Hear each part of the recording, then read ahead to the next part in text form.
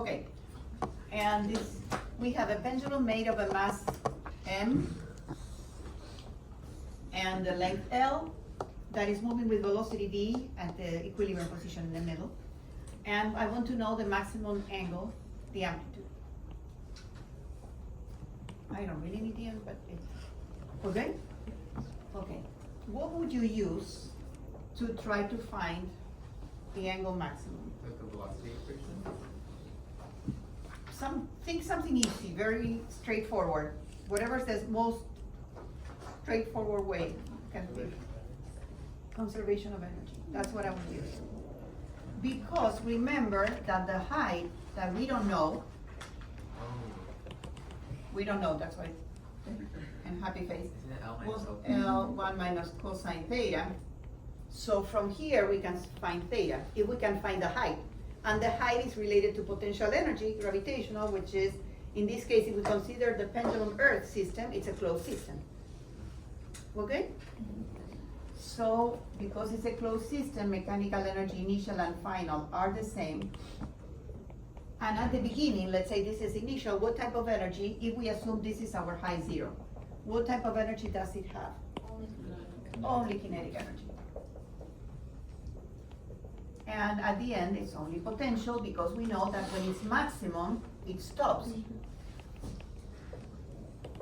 It's not given, but it's assumed. That's something that you need to assume. We're good so far? Yeah. Any doubts, anything before we go any further? Did you write equals 0? What? Oh, yeah, that plus zero I wanted to say. Oh, okay. I'm sorry. So 1/2 mv squared equals mgh, and that's why I didn't need the mass. Now what I'm going to do is replace that h with our little equation here, which is L 1 minus cosine theta, and from there we'll solve for theta. Now the physics part is over, we'll do the algebra part, but just to make it harder, but do you want me to do the algebra? I'll be happy to, but, yeah, okay. Anyone? Yeah. Okay, mi amor.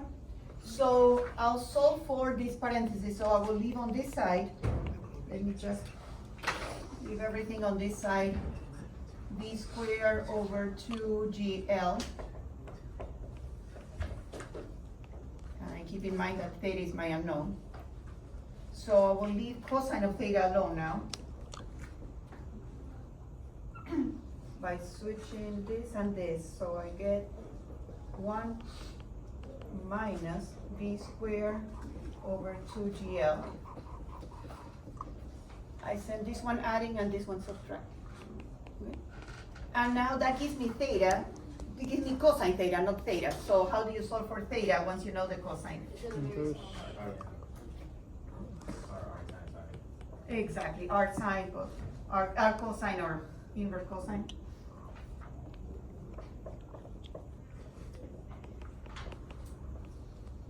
And if it's a very small angle, would it just be equal to? It's the sine, not the cosine. Oh, it's only for sine. Sine, tangent, Oh, that makes sense. theta very small. Theta is approximately the same as the sine, which is approximately the same as the tangent. As long as the angle is in radian. And as long as you can consider this as a straight line, the values of the hypotenuse and the radius are basically the same. Okay? How do you get h equals L 1 minus cosine theta? I'll show you here. We have this L and L. So far, so good. Now I need to know the height. The height is the difference between this length and this height. This is the height that I'm trying to find. Now I will isolate this green triangle here, where the hypotenuse is L, the angle is theta, and this is the adjacent. being adjacent is hypotenuse cosine. Let me write L like further away so you can see that L goes all the way down. So L, the total L is made of the green, L cosine, and the height that we are interested in. These two added are the total length of the string. So it's H.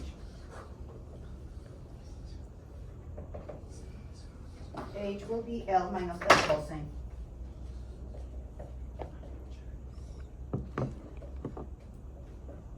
Which is like saying that H equals L 1 minus cosine. Is this okay? Yes. We're just trying to find the difference in the height, the position of this and this. Okay?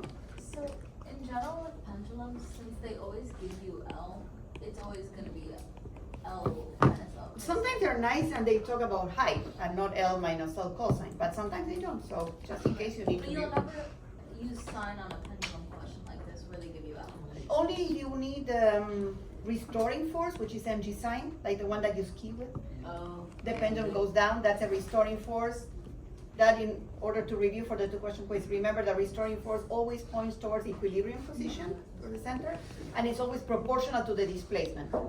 It's proportional to the sine, but for very small angles, the sine and the angle, so it's proportional to the displacement. Okay? Okay, corazones, I'll leave you alone and I'll answer questions individually.